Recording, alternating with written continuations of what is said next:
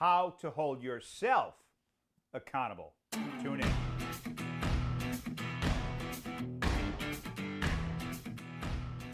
Good morning. Thank you for joining me, Coach Michael, on your Monday morning. So how do you hold yourself accountable? Now, I have coaches. I also coach for a living. But there's certain things that I must do to hold myself accountable so I can set the standard for my clients. I'm going to give you a few key areas that I apply that if you apply will make it easier for you to hold yourself accountable.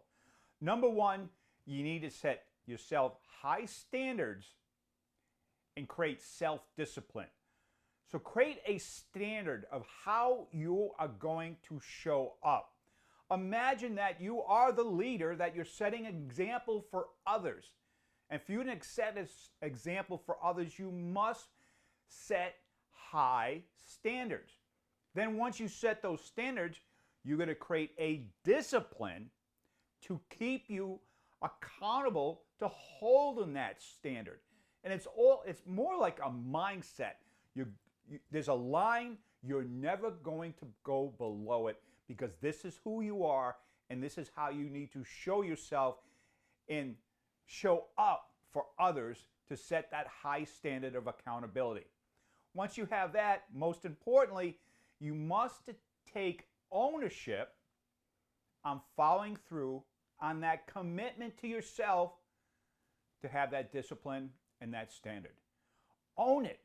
Realize everything good and bad that you have in your life is because of how you showed up. Yes, certain things happen from the outside that we can't control, but how we adjust to it, we can definitely control. So when we're holding ourselves to a high standard and we're owning it, we can adhere to those adversities much, much better. Next thing is review yourself, review your performance and your results regularly. I myself, Monday morning is my time to go over my annual plan, my quarterly plan, my weekly plan. I go through my KPIs, which are my key performance indicators. I go through my QuickBook accounts just to take a quick look at my P&L to see if anything needs to show up that I need to address. So I make sure I'm reviewing how I'm showing up, how I'm holding myself to that standard of excellence, and putting the discipline in place to do the little things. Also part of that, I have a certain ritual that I do every morning to make sure I get myself on my A game each and every day. So I own it, and I have a discipline that I follow, and I have commitment to doing it every day. Because honestly, I'm afraid if I don't, I'll begin to slip. And compounded rate of return works both ways. If you stop doing the little things that got you successful, someday you wake up and realize what the heck happened. And you realize you stopped doing the little things that made you successful, and that compounded rate of return will go the wrong way. What else?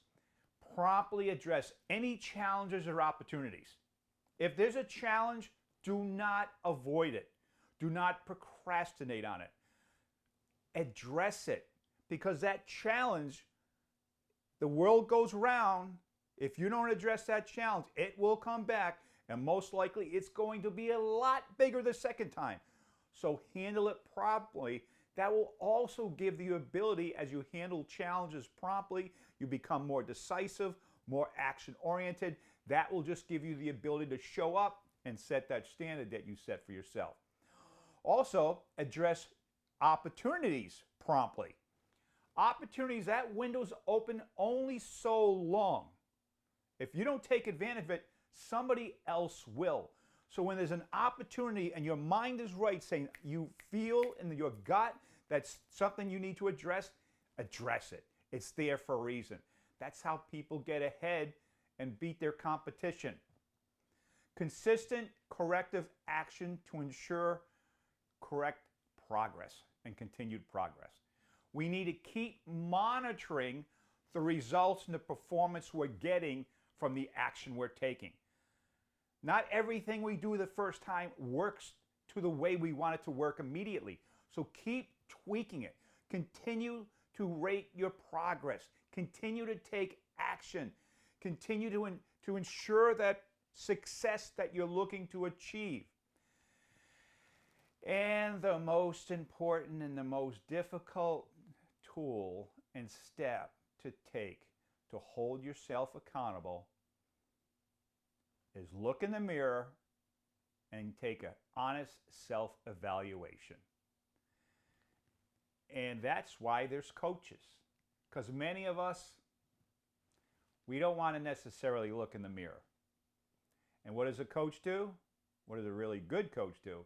He takes that mirror and shines it on you and asks you questions so you can take a step back and you can look how you're showing up and make the shifts to get better.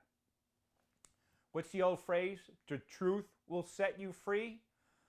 Honest self-evaluation. Look at your faults. Look at your strengths. Own it. Address it. Take action. Move forward. Hold yourself to a high standard. Create the discipline. And you will be able to hold yourself accountable. And here's the best part.